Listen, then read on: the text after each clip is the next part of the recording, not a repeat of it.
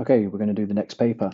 This is IGCSE 2007, paper 4H, and we're going to do the same thing again. I'm going to do about 30 to 40 minutes of work on this paper, giving just some general notes as we're going through. Formula sheet is exactly the same on each paper that you'll take, so don't bother remembering any of these formulae. It's just a waste of time because they are at the front, but do remember that they are there.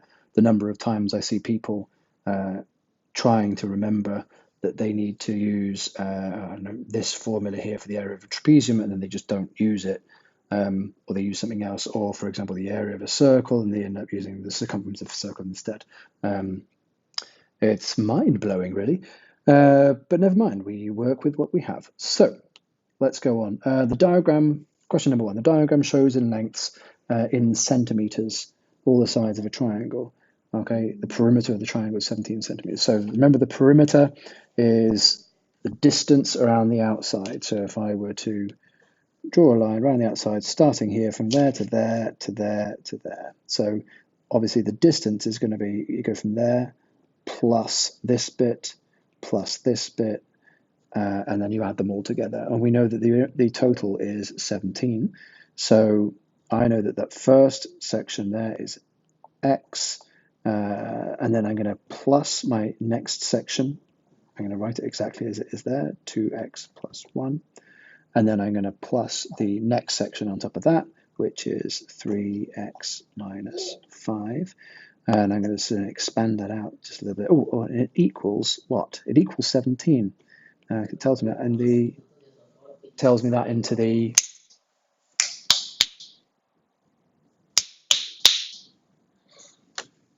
so it tells me that in the question. So I'm just going to expand this now. So I've got x plus 2x plus 1 plus 3x minus 5 equals 17. I'm just going to bring those all together, and I'm going to get, what am I going to get? 2x plus 2x is 3x plus 3x is 6x plus 1 minus 5 is minus 4 equals 17.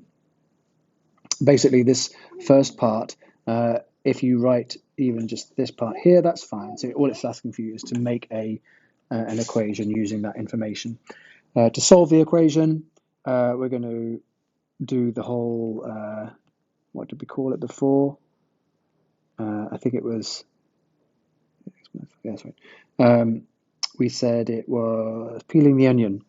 So I'm going to have, well, I want to get rid of stuff that's furthest away from x first, so I'm going to get rid of this negative 4. So I'm going to plus 4 to both sides there, plus 4, and I get 6x equals 17 plus 4, which is 21, and x equals 21 over 7. Oh, that's 3. So x equals 3.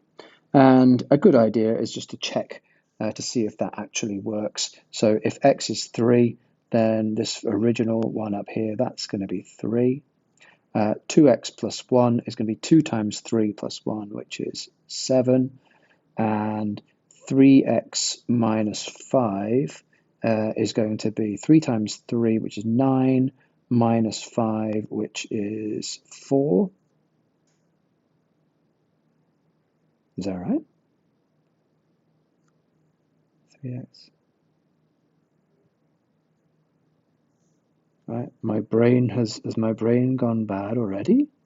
3x minus 5 is 4, x is 3, 2x plus 1 is 7. Add them together and you get 14, not 17. Okay, so something's gone wrong. Brilliant. Right, let's check what happened. We've got x plus 2x plus 1 plus 3x minus 5, which is x plus 2x plus 1 plus 3x minus 5. That's correct. X plus 2x plus 3x is 6x. 6x minus 4. Aha, I know where we went wrong. I did down here in my last step, I don't know why, but I divided by 7. I should divide by 6. Very silly of me. Never mind. So that should be a 6, and that doesn't equal 3 anymore. It equals 21 over 6. So it's 21 over 6. Now this is a fraction, and it's okay to be that. You can check it if you want. You can put that in your calculator. So if you have 21 over 6 and press equals, and then you do A and S button, which chooses the last answer in your calculator, plus 2 ants plus 1 plus 3 ants minus 5, I'm pretty sure you're going to get the right answer. You'll get 21 over 6. Oh, sorry, you'll get 17. You'll get 17 equals 17. All right, let's move on. Okay, question 2. Angie mixes sand and cement in the ratio 7:2 by weight. The total weight of the mixture is 27 kilos. Calculate the weight of sand in the mixture. Okay, so let's say uh, that we're mixing the minimum amount. Okay, so a 7:2 ratio means that for every 7 amount of sand, there is 2 of cement. So let's say we've got 7 kilograms of sand. That means we'll have 2 kilograms of cement. Okay. Now, this is the most basic ratio that we can get. Okay, we can get even smaller than that, because we could have, for example, 70 grams of sand and 20 grams of cement. That would also work. It's not a lot of cement, but it would create the correct ratio. It's still in the correct ratio, 7:2. So it says here that the mixture is 27 kilos. So if we look at this one here, 7 and 2, that the total is 9 kilograms. Okay, well, 27 kilograms is 3 lots of 9 kilograms. So if I've got 3 lots of the 9 kilograms, that means I'm going to have 3 lots of 7 kilograms and 3 lots of 2 kilograms. So 3 lots of 7 kilos times that by 3, times that by 3 as well, and I'm going to get 21 kilograms, and I'm going to get 6 kilograms there. Just check that's right, yep. And so then it asks, calculate the weight of sand in the mixture. The 21 kilos is the sand, so the answer is 21. Moving on. Number 3. Okay, so here we've got a couple of ways of doing this. We're going to peel the onion first. Do it this way. We've got 5 times x minus 4 equals 35. The 5 here is the furthest thing away from the x. It's outside of a bracket. Now, if I want to get rid of 5, this is 5 times x minus 4. That's what that means. So to get rid of something times something, we have to divide by the same thing. So we're just going to divide by 5. Divide by 5. Just very similar. I mean, if you've got something like 2x equals 12, to get rid of that 2, we divide by 2. But we have to divide by 2 on both sides, and we end up with 6. Okay. So back to the question, we get 5 times x minus 4 equals 35, divided by 5, and I get x minus 4. I'll leave the brackets there just to have a bit of continuity. And then 35 divided by 5 is 7. Now, if you put those in brackets there, or don't put them in brackets, it's the same thing. We only really need to use brackets when we've got something outside the brackets, like we've got the 5 originally. So now we've got x minus 4 equals 11, so that's going to be, we're going to add 4 to both sides of that equation.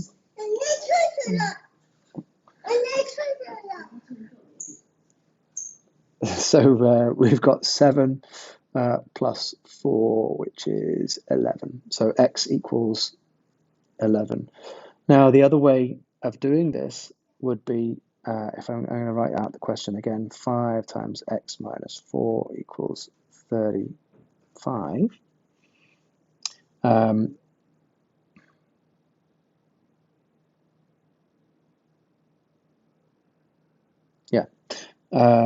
The other way of doing this, oops, the other way of doing this is to expand our brackets first. So I'm going to expand this. I'm going to get 5 times x minus 4. 5 times x is 5x. And I get 5 times minus 4, so that's minus 20 equals 35. And from here, we can just peel the onion again. We're going to add 20 to get rid of that 20 from both sides. And that gives me 5x equals 55. And now I can divide by 5. And I get x equals 11. So I get the same answer, it doesn't matter which way around we do it. Okay. Julian has to work out 6.8 times 47.6 over 2.09 without using a calculator. Oh my goodness, what an idiot. Round each number in Julian's calculation to one significant figure. Okay, so one significant figure just means look at the first non-zero digit. So for example, 6.8, we look at that one. 47.6, we look at that one. And 2.09, we look at that one. So if a number's bigger than 1, it's nice and straightforward. We just look at that first number. And then we look at the second digit after that, and we round. If it's 5 or more, it rounds up. And if it's 4 or less, then it rounds down. So 6.8 rounds to 7, because 8 is greater than 5. 47.6 rounds. Now the second digit is a 7, so it's going to round up. So this 4 is going to round up to the 5, but what comes after the 5? Well, it's going to be 50, okay? And the 2.09, we look at the next digit, and that's a 0, so that stays the same. So that rounds down as well to 2. So the number that you should have after you've rounded to one significant figure should only have one digit, which is not 0. Now, just as a side note over here, if I have something like 12,583, for example, to one significant figure, 1SF, we look at that first significant figure, and that's a 1, and the next one is 2, so it's going to round down to 10,000. Like I said before, that's the one digit is going to be non-zero, and the rest is going to be zeros. To two significant figures, we look at the first two digits, and then we look at the one after that. Now that's a 5, so 12 is going to round up to 13. To three significant figures, I look at my first 3 numbers, and I can see that's 1, 2, 5, followed by an 8. So the 8 is going to make it round up to 1, 2, 6, 0, oops, 12,600.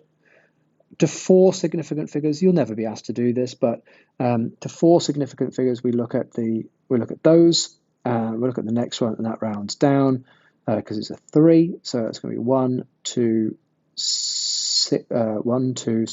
5, 8, 0. And if we want to 5 significant figures, we can. We actually get the same. We get the original number 1, 2, 5, 8, 3. Okay, so that's a whistle-stop tour of significant figures. So round each number in Julia's to 1. Okay, so it's going to be, I guess, 7, 50, and 2. So use the rounded numbers to work out an estimate for this. Now, it's really important to show that it's an estimate. Sometimes it will just ask you for an estimate of this answer. And if you put the actual numbers into your calculator and you get an actual number, you get 0. So it's not a very good way of doing it. Now, it also says here that, oh, hang on. So give your answer correct to one significant figure. So the number we're going to get, we're going to round it to one significant figure. So let's write this down. We're going to get 7 times 50 over 2, which is 350 over 2, which is, I do believe, 175. Now, that's not accurate to one significant figure because we've got a significant figure there, but we also have the others as well. So we look at the first one because it's one significant figure, and then we look at the next digit, which is a 7, so it's going to round up to 200. So the answer here is 200. Without using your calculator, explain why your answer B should be larger than the exact answer. Okay, well, we've got 6.8 rounds becomes bigger. 47.6 becomes bigger.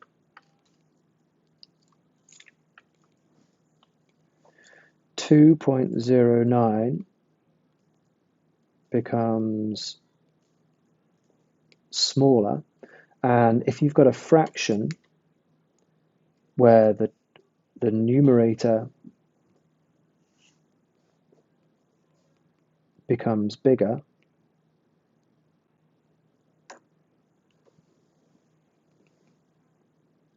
or the denominator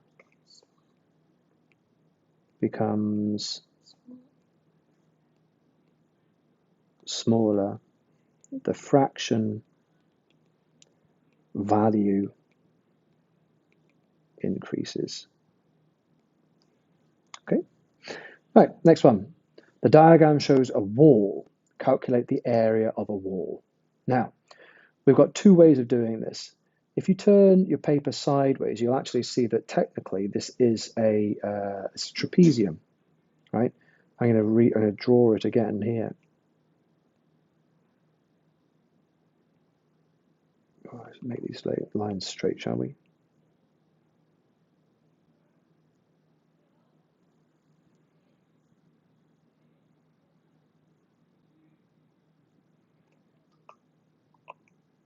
Okay, now let's go back to the beginning of the paper where we've got the area of a trapezium.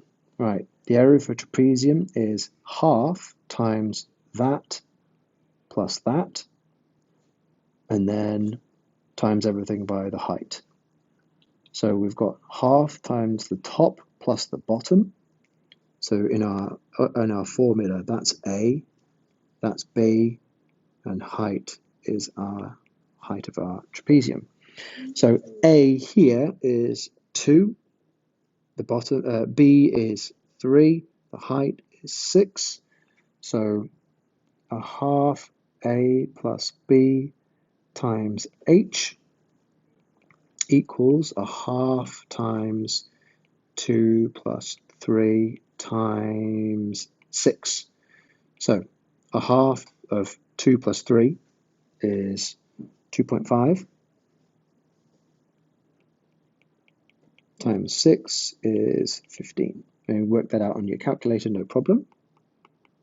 Now, the other way to look at this is by seeing that it's kind of like two shapes together, right? If you don't immediately see that it's a trapezium, then I can see that it's a rectangle and a triangle. The rectangle should be nice and easy. That's just going to be 2 times 6. This length up here, well, we know that this length over here is 2 meters, so that means that that length there is also 2 meters because it's a rectangle, which means that that length there is going to be 1 meter.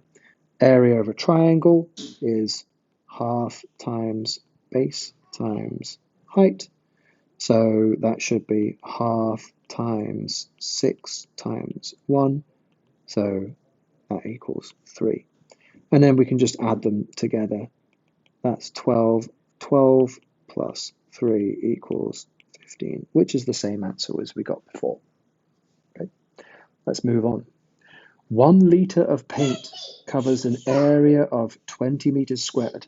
Work out the volume of paint needed to cover the wall. Give your answer in cubic centimeters. Ugh. Right, so obviously 1 litre equals 20 meters squared, and we only need 15 meters squared worth.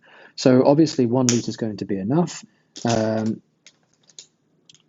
If I want to know exactly how much, I need to work out kind of like the ratio, or how much of that 20 are we going to need to make 15. So it's going to be 3/4 of the paint. 3/4 of the paint is going to let me cover that wall. It's 15 divided by 20. So 15 lots, 15 of that 20, 15 out of 20, 15 over 20. And that's the same as 3/4, or equivalent to. So it's 3/4 of a litre, but it says that we need it in cubic centimetres. Now, the kicker here is a lot of people go, oh, there must be like 100 cubic centimetres to a cubic metre. Well, that's not that's not correct, because if we look at a cubic metre, right, where that's 1 metre, that's 1 metre, and that's 1 metre, that's actually 100 centimetres. That's 100 centimetres, and that's 100 centimetres. So the number of cubes, if we were to draw all of these lines, is that right? 1, 2, 3, 4, 5, 6, 7, 8, 9, 10. Yep. And then I'll do it downwards as well.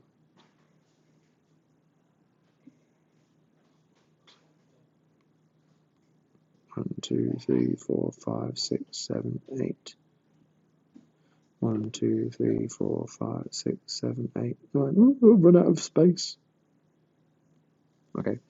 And then I do the same over here. 1, 2, 3, 4, 5, 6, 7, 8, 9. You can see that there's a lot more than just 100 cubes. There's actually, the number of cubes that we're going to have is 100 times 100 times 100. It's the volume of this cubic meter in centimeters. Now 100 times 100 is 100 is 1 with 6 zeros, which is actually 1,000,000 cubic centimeters. Well, if we want 3/4 of that, we just do 3/4 times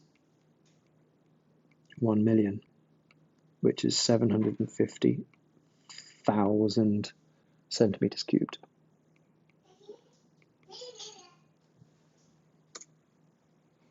Okay. Right, let's go on to question 6. Solve the simultaneous equations. Right, my favorite. Now, it says that y equals 3 plus x, but y also equals 7x. So we're looking for an x and a y which work for both equations. Because if we look just at the first equation, y equals x plus 3, then you kind of don't get very far, because if I say, well, x, let's say, for example, x equals 1, then y equals 4. Or if x equals 2, y equals 5, etc., etc. There's an infinite number of solutions to that equation. Similarly, for y equals 7x, there's an infinite number of solutions. X equals 1, y equals 7. X equals 2, y equals 14, etc. Right? So again, that just goes on forever. There's an infinite number of solutions as well. You choose an x and you just find whatever y is. So we want to find a solution where x in here, for this equation here, is the same as the x from here, and the y is the same from both as well. So how do we do this?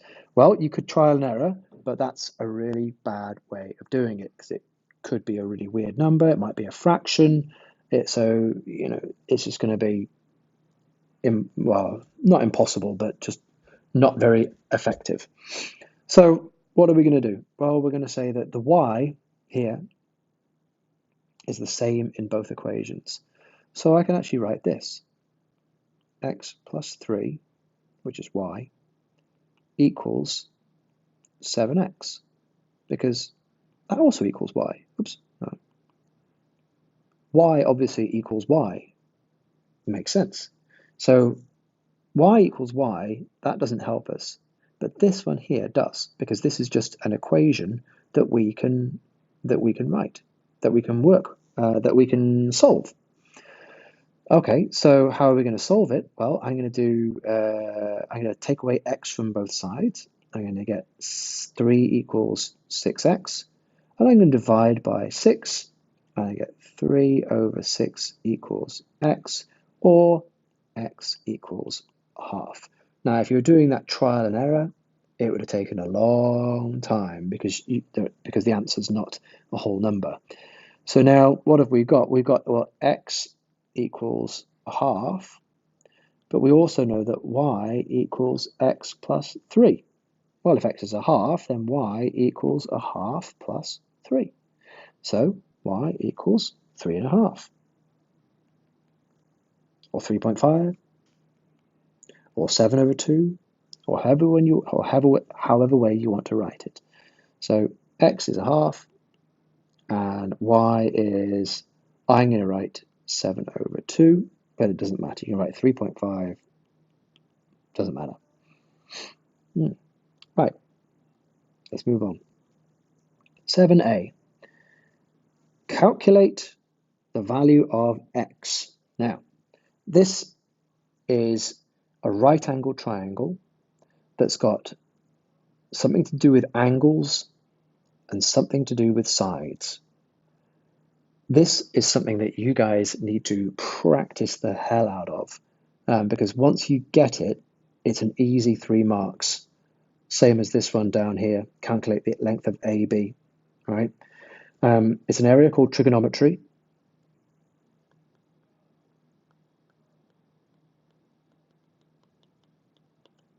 And I'm going to teach you how to do it just really quickly.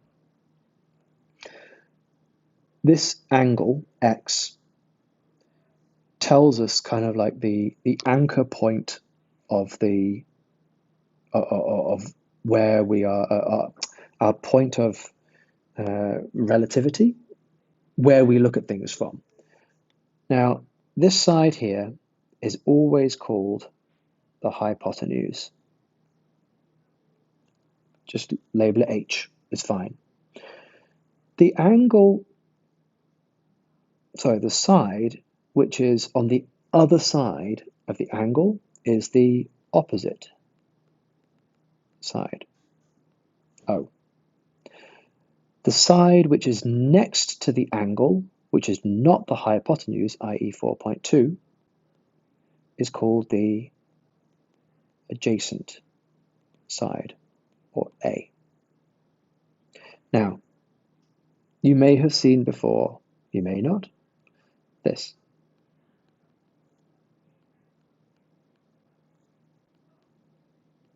SOHCAHTOA.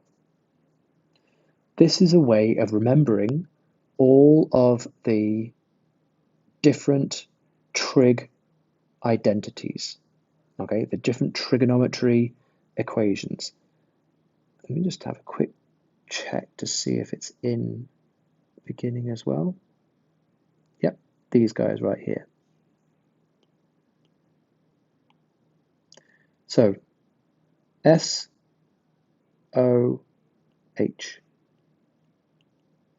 CAH, TOA.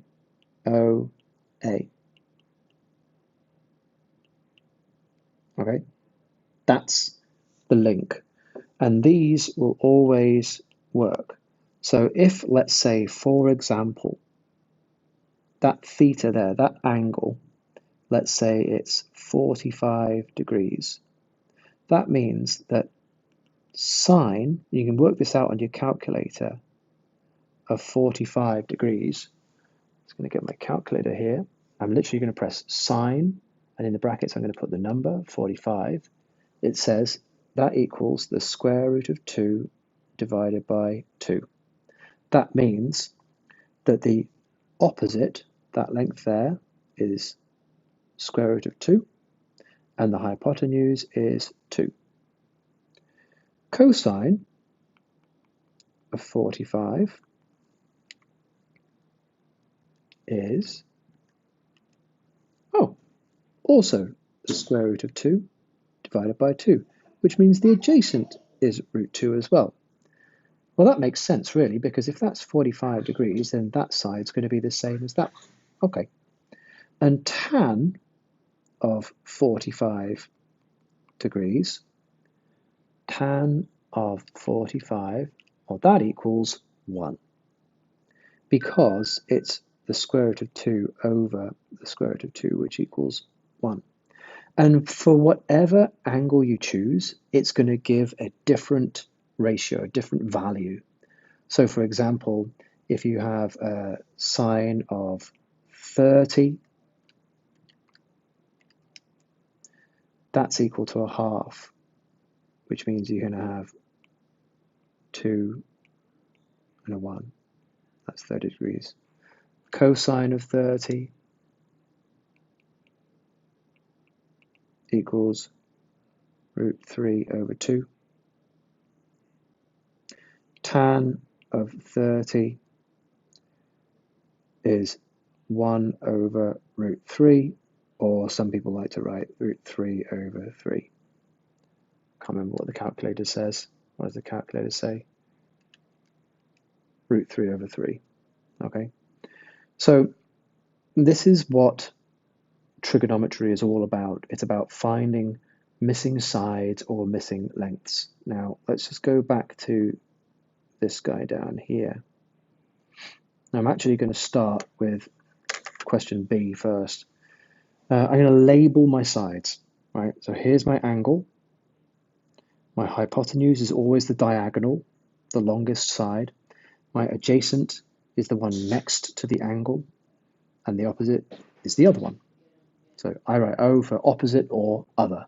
I always write hypotenuse first, then adjacent, then opposite. And we're trying to find the length of AB, so this length here, O. So I look at the information I've got. I've got an angle, I've got a hypotenuse, and I've got an opposite. These are the things that I'm going to be working with. So of SO, CA, TOA, which of these do we use? Which of these can we find H and O? Well, I can see that I can find it in S, sine. So I know that sine of my angle, 29 degrees. Now I'm just going to write these in, opposite over hypotenuse. Now, I don't know what my opposite is, but I know what hypotenuse is. It's 5. Okay?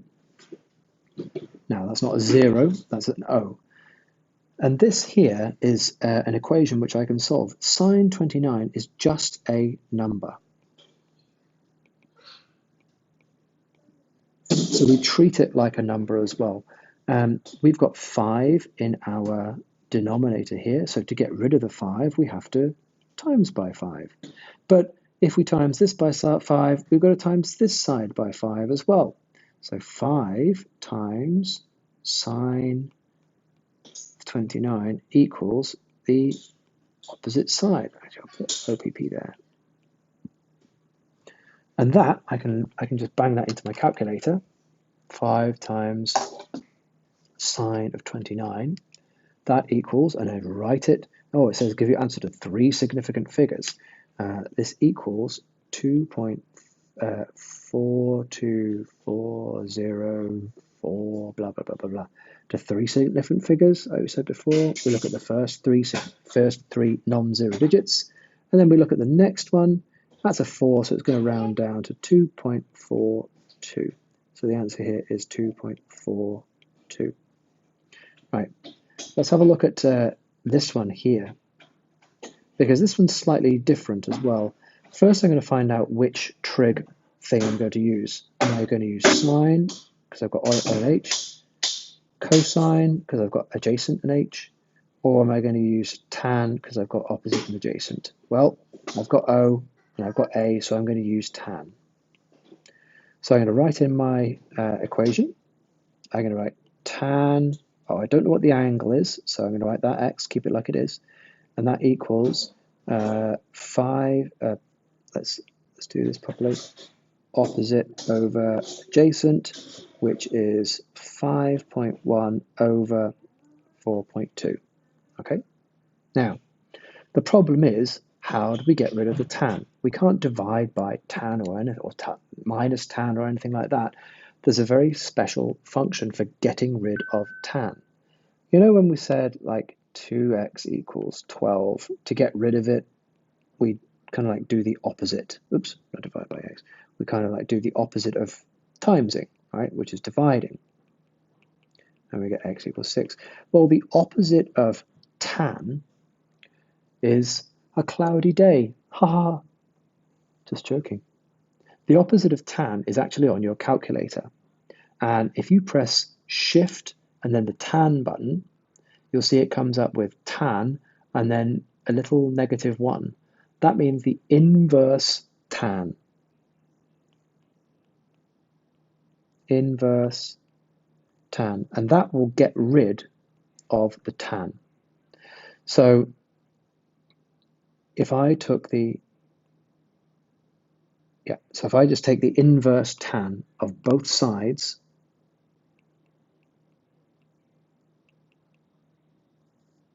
then I'm just going to end up with the x on its own, and that equals, I'm going to write what I can see on my calculator, tan inverse of 5.1 over 4.2. And that should give me my answer, 5.1 over 4.2. And that equals 50.5275, blah, blah, blah, blah. But it also says the three significant figures, so I'm going to look at those numbers there. 1, 2, 3. Number after is a 2, so it's going to round down to 50.5. Trigonometry is something that needs to be really worked on quite hard. It's simple once you get your head around it, but it's really some easy marks. If you go away and do 100 questions, then it will be easy marks for you. I usually get quite a lot of marks for doing it as well. Here, right there, it was just 6 marks. All right, I don't want to do probability right now. Ooh, I could do this one though. Question 9, and then this will be the last one. Now, this is a triangle. Now, we can't use trigonometry here because we don't have any angles. Well, I mean, we could if we wanted to. In fact, yeah, let's do a little bit of trigonometry. Let's call that x, okay? So I know that, here's my, that's my h, that's my adjacent because it's next to the angle, and this is my other or opposite side. So I know that if I use SOHCAHTOA, I look for the information that I've got, forget the h for the time being. I'm going to get, what am I going to get? I'm going to use tan because I've got O and A. And so I know that tan of x equals 4 over 6. Okay. And that's nice because I can now take the inverse tan inverse of both sides, And I'm going to get x equals tan inverse of 4 over 6, which is